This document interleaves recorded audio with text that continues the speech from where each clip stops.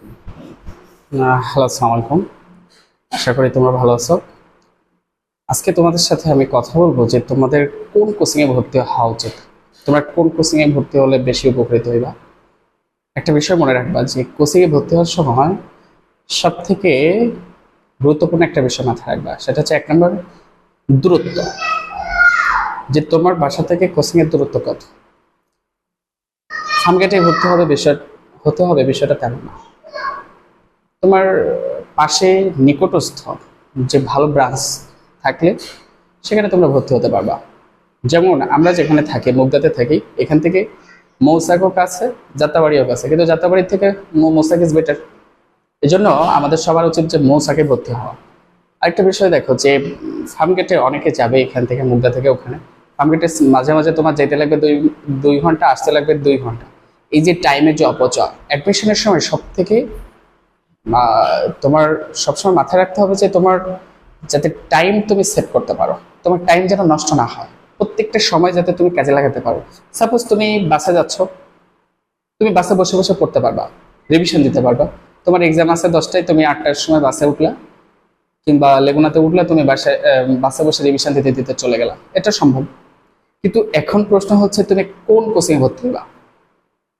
দেখো, আমাদের দেশের সব থেকে বড় কোচিং জেনারেলদের ভিতরে, যেটা ইউনিট বি এবং সির জন্য সব থেকে ভালো কোচিং, পুরাতন কোচিং হচ্ছে ইউসিসি। কিন্তু তাই বলে কি আমাকে ইউসিসিতে ভর্তি হতে হবে? না, ইউসিসিতে ভর্তি না হলে কিছুই হবে না।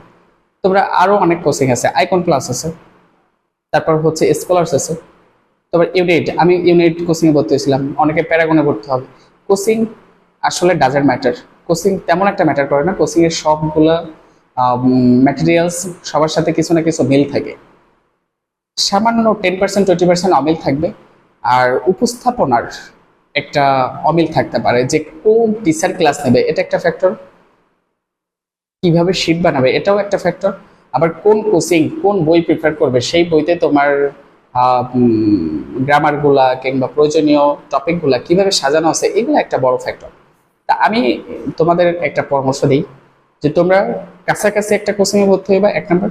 2 নম্বর হচ্ছে তোমরা যে কোনো একটা কোচিং এ ভর্তি হও, কোচিংটা বিষয় না, তুমি বাসায় প্রতিদিন যদি টপিক বাই টপিক কিংবা তোমার মাথায় সেট করে যে আমার 3 মাস সময়, 3 মাসের মধ্যে আমি আমার সব রকম সিলেবাস কাভার করব, যে কোনো প্রত্যেকটা সাবজেক্ট, তুমি যদি সি ইউনিটে হও তাহলে তোমার জন্য আমার মনে হয় ইউসিসি কিংবা স্কলার্স, প্যারাগন কিংবা আইকনে ভর্তি হতে পারো। কিন্তু বি ইউনিটের জন্য আমি স্পেশালি বি ইউনিটের জন্য তোমাদেরকে সাজেশন দিব যে তোমরা ফোকাসে, নির্দ্বিধায় ফোকাসে ভর্তি হয়ে যাও, সেটা ফার্মগেট শাখা হোক কিংবা মৌচাক শাখা হোক, যে কোনো শাখায় ফোকাস হইলে যদি বি ইউনিটে আর্টসের জন্য হও, তোমরা ফোকাসে নির্দ্বিধায়, without any question, without any doubt তোমরা ফোকাসে ভর্তি হয়ে যাও। ফোকাসে কোনো সমস্যা নেই, ফোকাসে ভর্তি হলে। আর কি কি করে এটা বিষয় না, ফোকাসের তোমার নিয়মতান্ত্রিকতা, ডিসিপ্লিন, তাদের টিচার সিলেকশন ইজ গুড। তাদের ফোকাসের বি ইউনিটের সফলতা সব থেকে বেশি, বিগত 20-30 বছর ধরে ফোকাসের বি ইউনিটের সফলতা সব থেকে বেশি অন্যান্য কোচিং এর থেকে। তোমরা সি ইউনিটের ক্ষেত্রে সি ইউনিটে একটু স্টুডেন্ট বেশি কিন্তু সিট কম। আবার আর্টসের হচ্ছে সিট হচ্ছে তুলনামূলক ভালো ঢাকা ইউনিভার্সিটিতে। আরেকটা বিষয় মাথায় রাখবা যে স্যার আমি সি ইউনিটের, আমি কমার্স ব্যাকগ্রাউন্ড, আমি কি শুধু সি ইউনিটে ভর্তি হবো?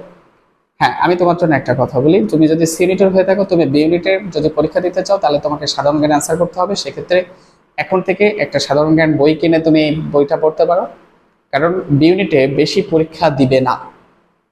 কমার্স ব্যাকগ্রাউন্ডরা বি ইউনিটে বেশি পরীক্ষা দিবে না, অথচ তোমাদের বি ইউনিটে প্রায় 232টার মতো সিট আছে। এটা হিউজ সিট।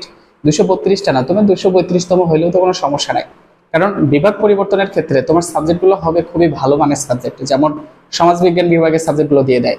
আমার সময় আমার এক বন্ধু, আমি সি ইউনিটে ভর্তি হলাম, আর সে সি এবং ডি দুইটাতেই ভর্তি হলো। তখন ডি ইউনিট ছিল, এখন তো ডি ইউনিট নাই, এখন হচ্ছে এবিসি ইউনিট। সেক্ষেত্রে সে কি করলো, ডি ইউনিটে ভালো পজিশন করলো, সি ইউনিটে চান্স পায়নি, পরে ডি ইউনিটে চান্স পেয়ে সে জার্নালিজম থেকে, মানে সাংবাদিকতা বিভাগ থেকে সে পড়াশোনা শেষ করে বের হয়ে গেছে। সে খুবই ভালো করতেছে। আমার খুব কাছের বন্ধু ছিল, আমরা দুইজন একসাথে বসতাম, একসাথে যেতাম কোচিংয়ে। কোচিং টাইম পুরোটা টাইম দুইজন একসাথে প্রস্তুতি নিয়েছি, কিন্তু একটা ভুলের কারণে আমি ডিউনিটে চান্স পাই। সো তোমরা ডিউনিটের জন্য হালকা প্রিপারেশন নিতে পারো।